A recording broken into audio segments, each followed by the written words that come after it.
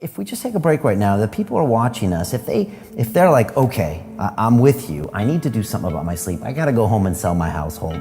Like, what are some of the big things that you must have people come up to you on a regular basis and say, I'm having a problem here and there? What are some basic things that people can do to get a taste of what it's like to get a regular night's sleep? What are some of those things that are just glaringly obvious to you in most people's situations? Regularity is probably key. If there's one piece of advice I could give, it would be go to bed at the same time and wake up at the same time, no matter whether it's the weekend, the weekday.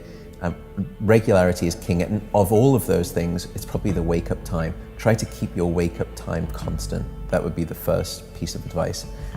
The second is, again, comes back to darkness. Try to reduce the light that you have in your house in the last hour before bed. Dim half the lights. It's not just screens. It's overhead electric light. You don't need all of the lights blazing in the last hour before bed. And they did a great study with this where they asked people, what's your habitual bedtime? And they would say, let's call it 11 p.m. That's when I feel tired and I go to bed. Then they took them on a camping trip up to the Rocky Mountains, and there was no electric gadgetry whatsoever, not even a car light, there was nothing. And they were shrouded in darkness, and they came back to sort of, the natural rhythms of nature. And lo and behold, firstly, they started going to bed and feeling sleepy at 9 p.m. rather than 11 or 11:30. Firstly, they said that they would typically get 6.5 hours of sleep, and that's what they needed. They started to sleep 9 hours.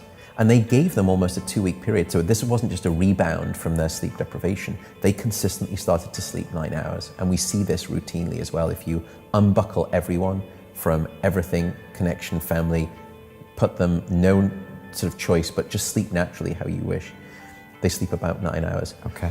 But do you believe in blue blockers and like different frequencies of light as you get? In terms of the blue light glasses, there was a paper that was published about 14 months ago now, where they use these blue light lenses. Sorry, they use these yellow glasses to block out the blue light.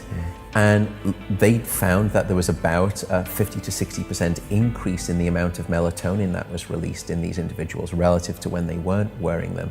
And melatonin is a hormone that is released when darkness happens. It's been called the vampire hormone because it kind of comes out at night, or the darkness hormone. And we need melatonin to time the healthy onset of sleep. But when we're bathed in electrical light at night, it slams the brakes on the release of melatonin in our brain. So our brain keeps thinking that it's daytime, even though it's night. And that delay in our melatonin rhythm, it puts us, here in London, it will put us halfway to New York if we read an iPad for an hour before bed. That's the striking delay in melatonin that happens. Using those glasses does actually seem to help.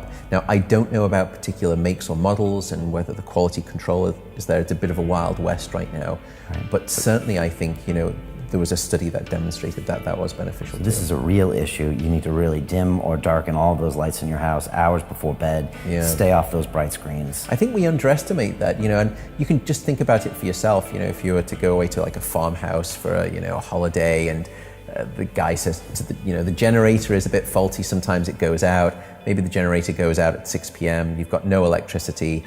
Your phone lasts for the last 2 hours. Then it's candlelight. My guess is that most people would go to bed significantly earlier. Part of it is because they don't have too much to do, and the electronic invasion of technology into the bedroom isn't there anymore. But also, don't fool yourself into thinking that it's not about light. It very much is about light.